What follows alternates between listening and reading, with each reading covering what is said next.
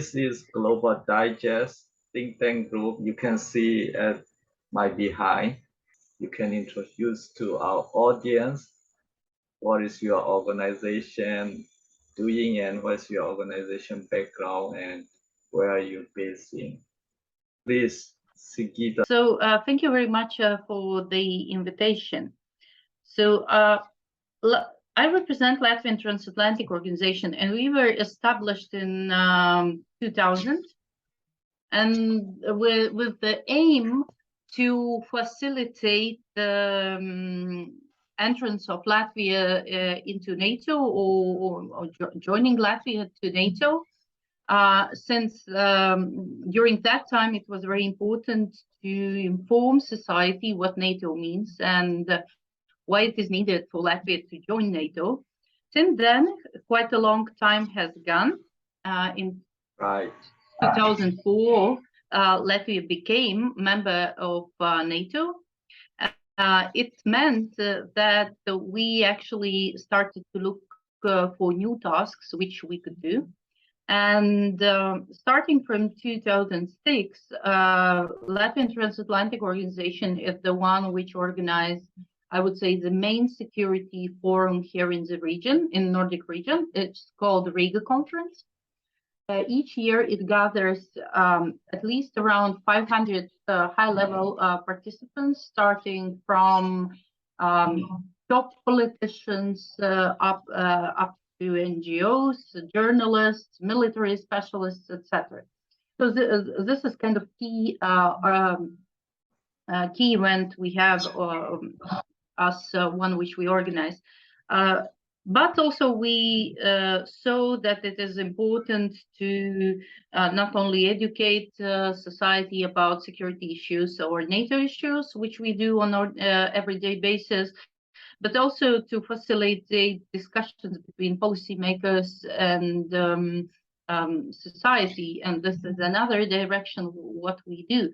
So this has kind of implemented in several programs realized by Latvian Transatlantic Organization.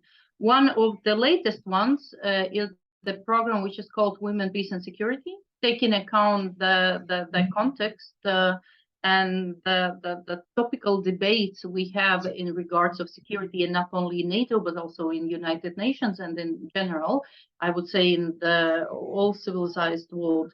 So those are the main topics we discuss. And of course, as you can hear, geopolitics is kind of integral part of security discussions, definitely. And also, I should say that foreign policy discussions involves those issues as well. Right, they are correlated, you know. So we have to consider all kind of issues that can make very good result, you know. So by the way, Latvia is next to Sweden or next to Russia. Something yeah, like we are in between. We are in between Sweden and Russia. We can say so. We have the Sweden is on another side of Baltic Sea, but we have direct borders with Russia and Belarus. So Latvia is already NATO member or is not yet NATO member? It is starting from 2004. See, you are already NATO member. So your organization is organizing to be a member of Latvia into NATO. It's already. It is. This is what we did in before. At the moment, we are promoting NATO's agenda in here, but not only limited to this. We also work on different type of projects which are connected with security, a regional one, mainly regional, I should say, yeah.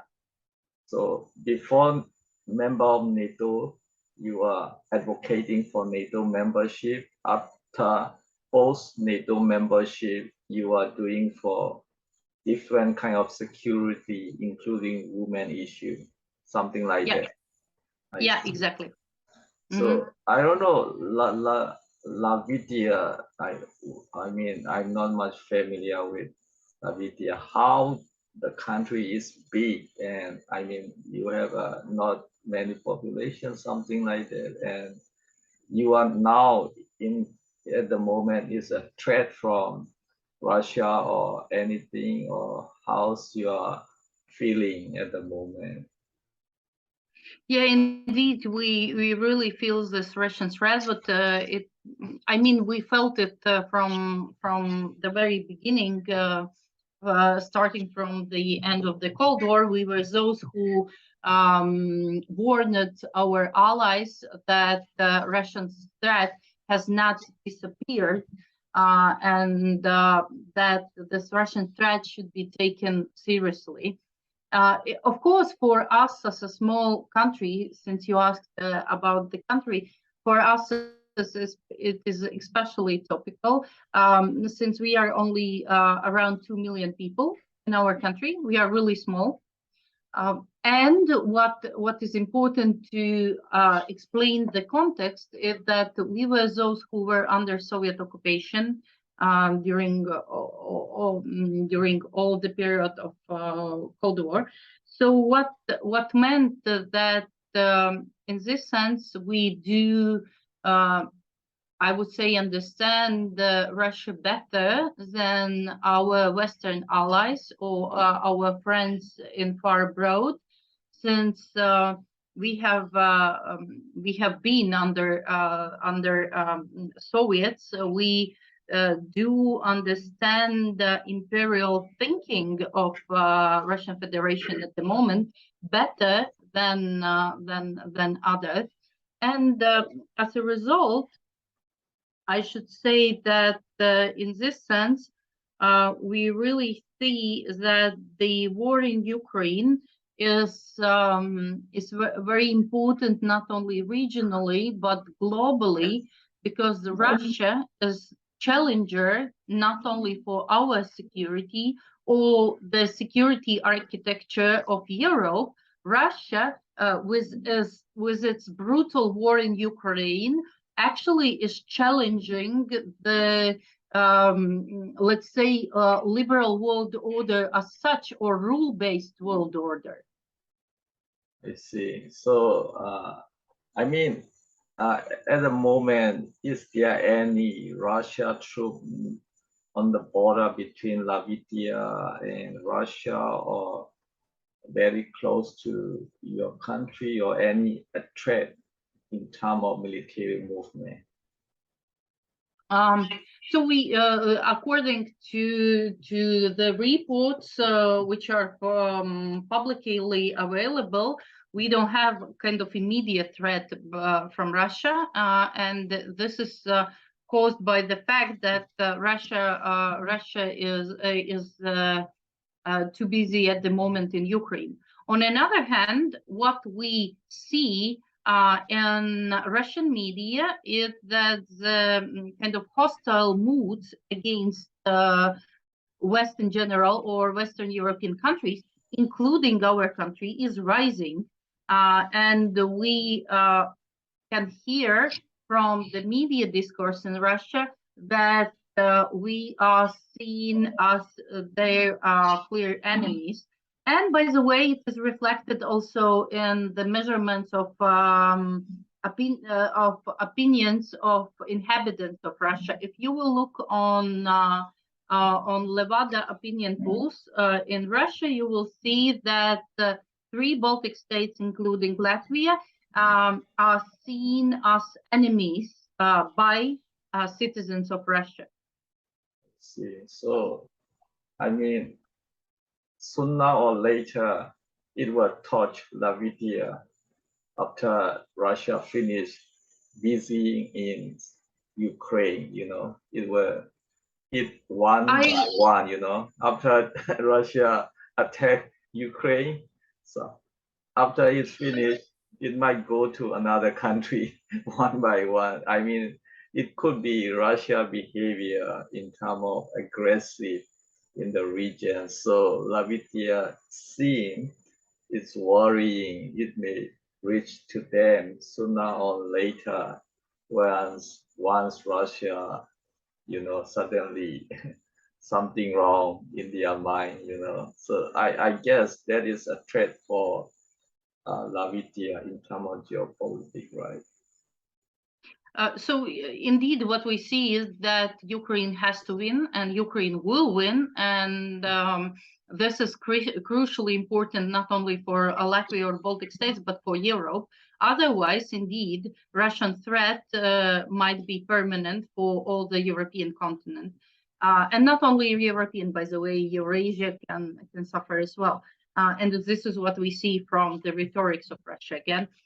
So at the same time, in this sense, what we can definitely say is that we trust our allies in NATO, and we believe that in this sense, Latvia itself and other NATO member states have done a lot and are continuing doing their job very well in order to stand against Russian aggression. What is your region name? So Something. the region which we belong is Nordic, I would say Nordic countries. So we consider ourselves as part of Nordic space. And of course EU. Nordic is a kind of sub-region, but in general, of course, we are part of Europe. And it is obvious taking account that we are part of European Union. So we are not only part of NATO, we are part of European Union as well. Yeah, complete picture, you are part of Europe, and sub-regionally you are part of Nordic. Nordic is Scandinavia, or it's different, right? Scandinavia is different. It's a bit wider than Scandinavia. I see. Because as I guess, Europe is much complicated, many regions. At the south, there are Black Sea, and there are also Mediterranean Sea. So, and Scandinavia and English Channel. There are many regions, and you call Baltic region? Baltic states, yeah, we can, if you would like to redefine another way, we can say that we are part of Baltic Sea region. So we can say either that we are part of Nordic space, we can say that we are part of Baltic Sea region. If you want to define it in a smaller way, we can say that we are one of three Baltic states. But in order to let's say, demonstrate the policy orientations or the view on regional dynamics, I think that consideration of us as a part of Nordic space is more valuable. Right. I'm no expert on the region, so I'm been asking many times Baltics and Nordic region, and Europe region and Eastern Europe region again, right? So I wouldn't agree with the point about the Eastern Europe region, because if you will look on the map, there are several considerations why we can't really call ourselves as Eastern European region. This is geographical point of view, and also from economical point of view, or let's say including geopolitical point of view, you will see that the Baltic states are not really part of Eastern European countries. By the way, this was one of the struggles which were evident when China raised its initiative, which was 16+1 from the beginning. Then there were several changes. So what we saw was that Baltic states didn't really fit in that format, and actually it really demonstrated not only the kind of misleading format as such, but also the fact that the Baltic states can't really be put in together with Eastern European countries. So Eastern European country mean Ukraine, Poland, Belarus. Those countries are Eastern European country. Is right? In a way, yes, but again, it's interesting enough, taking account that, let's say, Poland would rather consider itself as Central European country instead of being considered as Eastern European country. So this is kind of tricky thing about countries, not only countries' self-perception, but also the way how regional dynamics work here in Europe. Yes, I mean it's similar in Asia. Europe is, I guess, it's not that big. Europe is not big country, but there are many division in Europe. Sub-region. Similar to Asia, we have East Asia, Northeast Asia, South Asia, and again South Asia, West Asia. Asia is much bigger. China also big country geographically, as well as India. So Europe is not that big in terms of geographically. If we exclude Russia, it's very small. But if we include Russia, Europe will be very big.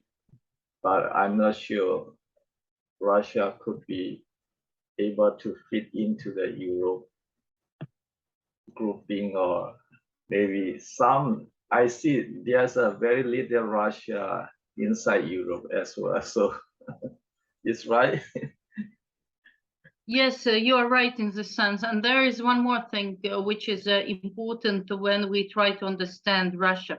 First of all, Russia itself, after the collapse of Soviet Union, Russia itself tried to define to which part of the world it belongs to.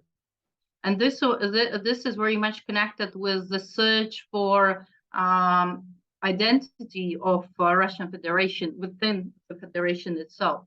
And what we saw was before was the debate either Russia is part of Asia or Russia is part of Europe. So those who promoted the idea that that Russia is part of Europe, they are called Westerners.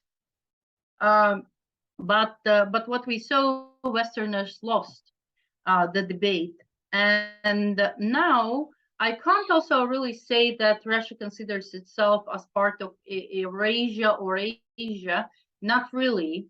What we see at the moment from the current debate within Russia is that Russia rather identifies itself as separate civilization by saying that that it is so big that and it has so specific way of thinking about the world that it has this special place in global landscape to call itself as separate civilization, which is particularly interesting because I wouldn't agree that it is something very separate to be called as civilization. I mean, Siberia can be part of Asia, but not the whole Russia can be called Asia. So. But again, it's question of if we even if we consider Siberia as part of Asia, then again, it's only geographically, because if you will look closer on specifics of Russian society, you can't really compare Asian societies with the one which is in Russia. Yes, I mean, I'm not expert on Russia. It may be still many things to discuss, if we divided Russia, what will be called western side of Russia and eastern side of Russia, maybe also many differences and many things to discuss. But geopolitically, Siberia is close to Asia. We are one titanic, one geographically.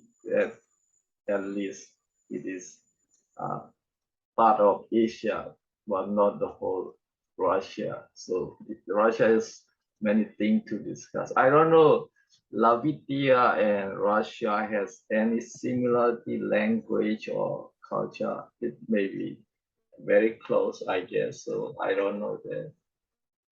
Uh, I wouldn't say that we have okay.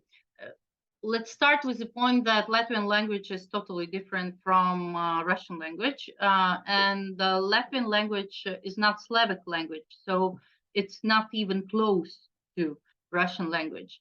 But it doesn't mean that no one understands Russian here. People do understand Russian, especially older generation, taking account the past. On another hand, if we look on the let's say characteristics of society, there are certain points which you can consider as more common between the societies, um, which is connected with the Soviet past. But at the same time, we should recognize that Latvian society is democratic society, and values which are topical for Latvian society are not that topical for Russian society as it could be. So for this reason, what we see is that this difference actually is rising. I see. So maybe you may have many different things between Russia and Latvia, right? And maybe Latvia and all other Baltic country maybe is similar, or is there slightly differences or any similar thing? Yeah, there are certain similarities. You're right, and those similarities are connected with the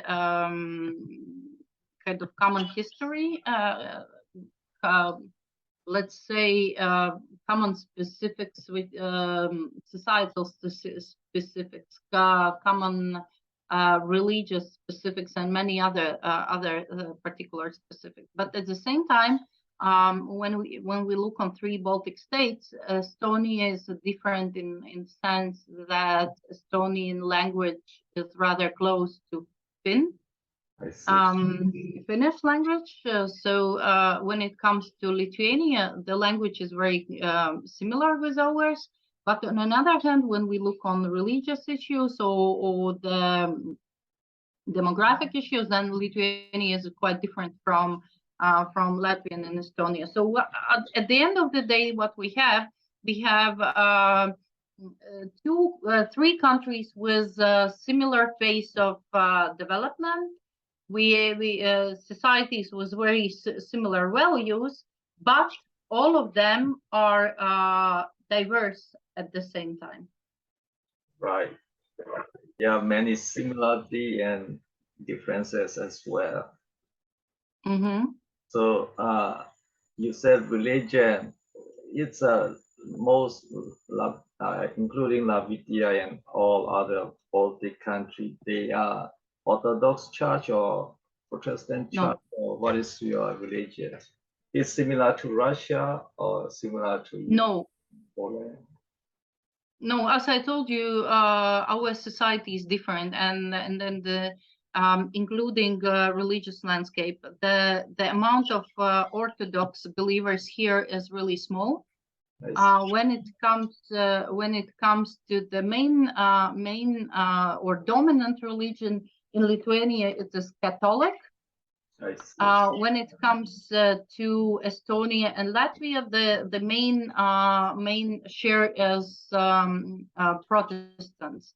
But at the same time, what should be underlined is the fact that if religion plays important role for the identity of Lithuanians, then for Latvians and Estonians, religion does not play an important role for their identity, which is again connected with the approach of Protestant Church of such and the consequences of historical developments. So for this reason, I really see again certain differences between nations. I see. So at least all are Christian country, you know. And how do you see Russia is Orthodox Christian? The religion doesn't influence Russian population. Why? People are crazy, or because of leadership or the regime dictatorship that led the people crazy, or I don't know clearly the picture of Russia image, because Russia population seem they interest for democracy, but the regime is becoming more and more dictatorship, you know, authoritarianism. How religion play in Russia society? But your society is clearly democratic society, you know. How do you say about Russia? So in Russia, on one hand, what we see, especially in the second half of the Putin's power period of Putin's power, what we see is that church is increasingly serving for the regime interests. But at the same time, what we should remember, although church is serving for regime's interests, religion as such is not that important for Russians in a way of kind of everyday believing and serving. Rather, I would say that the church is connected with declared values, but not that much with those which are practiced on everyday basis. For this reason, what we see is that, like for example, statistics on how often people go to church in Russia, you will see that the numbers are not high of those who go to church on an everyday basis or weekly or even monthly. So as a result, we see that although, as I said, it is kind of important as declared value, when it comes to practice, it doesn't work like this. And indeed, if you look at what helped Putin to make his regime so strong, I would say that there are several layers or layers to be more correct in English. And those layers are connected, first of all, of certain demand for so-called strong leader within the society. Second is imperial thinking within the society. And the third one is the political technologies and propaganda, which has been used for 30 years already in a way. Okay, let's skip Yeltsin's time, but still, it's really long time since when Russian society has been fed by huge propaganda machine on everyday basis. And this has resulted to this high support towards aggression. Yes, as you said, not just the regime, you know, the whole population also decline in like attending the church and participating in the church activity. I mean, they decline in the faith probably, or you can say there are increased number of secularism compared to the believing in Christianity. And the regime is almost not concerned about religion, right? And what about in terms of Ukraine? They are similar Orthodox, you know, Russian Orthodox, Ukrainian Orthodox. The even though the regime is aggressive and, you know, attacking Ukrainian among the religion group or among the society between Russia and Ukrainian population. They don't have any feeling. I mean, killing each other, it's guilty or not good for all of them.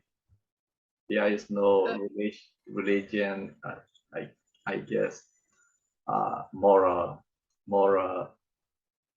feeling among them. First of all, Ukrainians are protecting themselves, so we can't really judge them for killing those who invade Ukraine.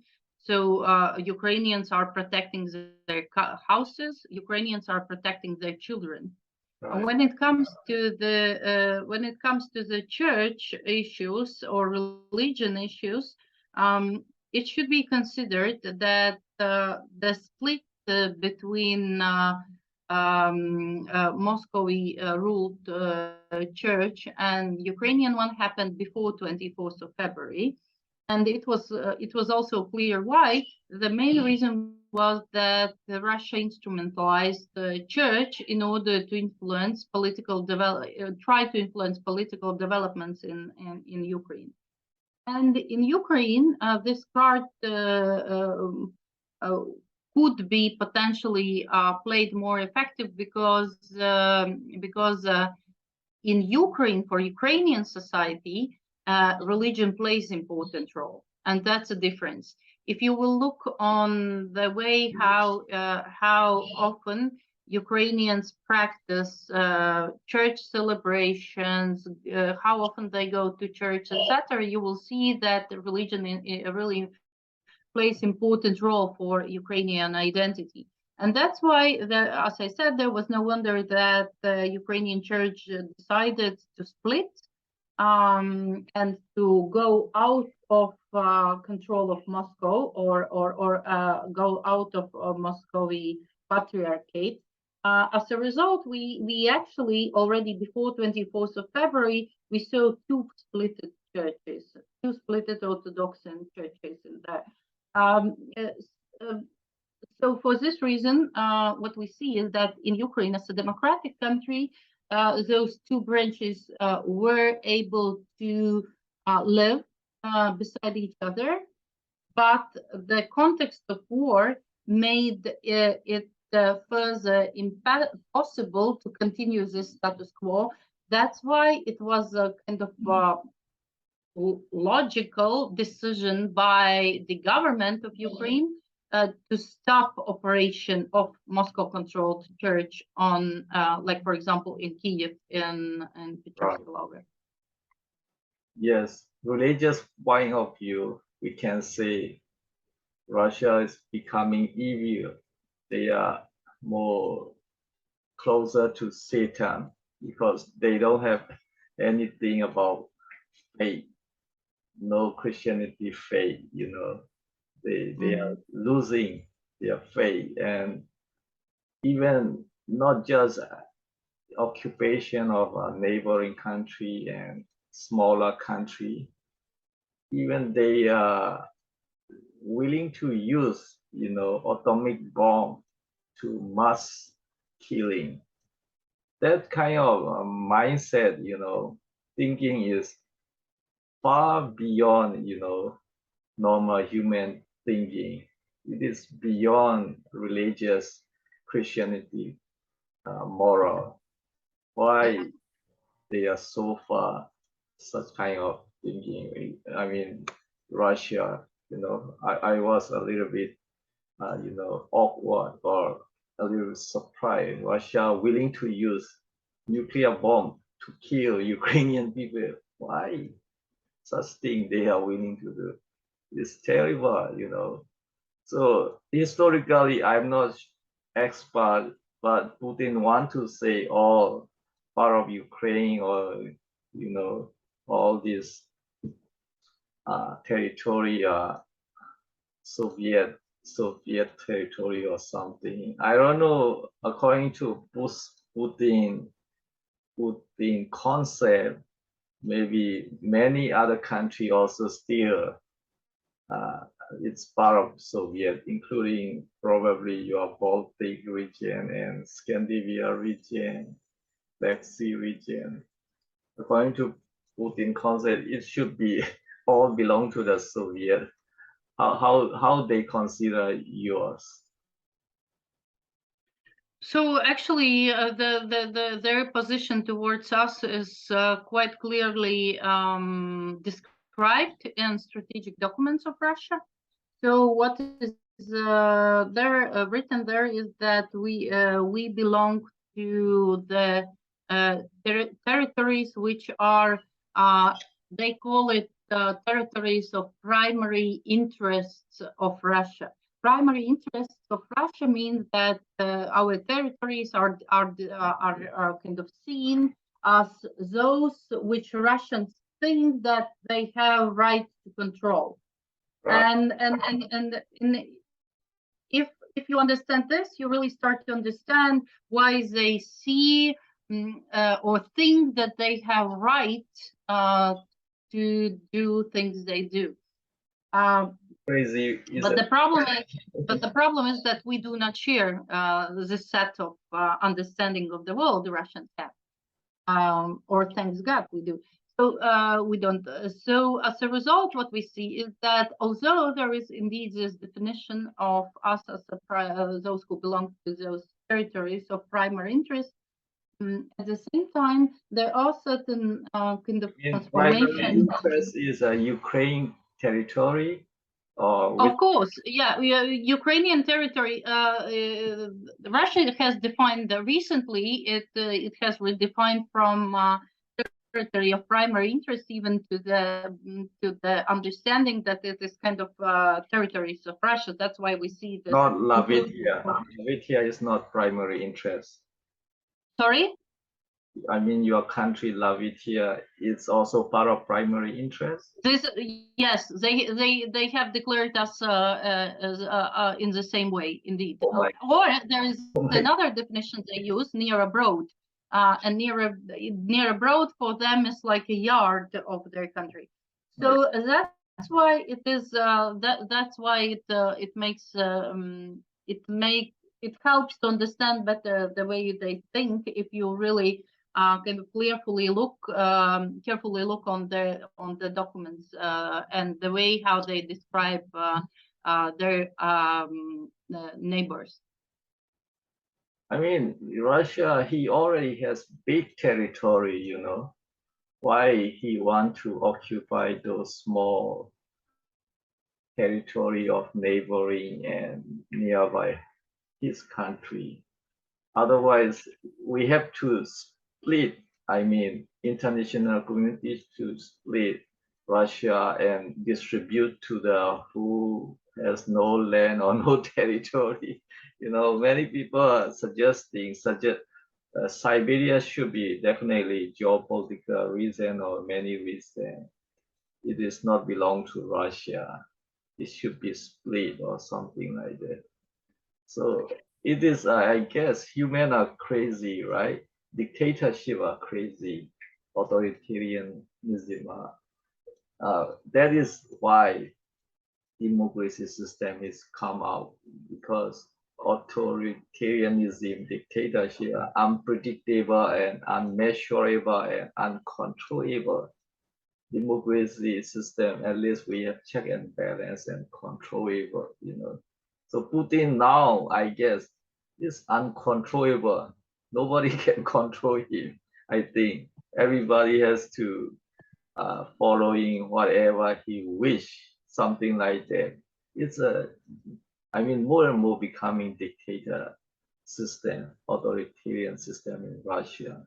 I guess 5 years, 10 years ago, there was a little bit balancing within Russia politician, Russia leadership. But now there's no such thing anymore. Putin alone is heading anywhere. It's not like that.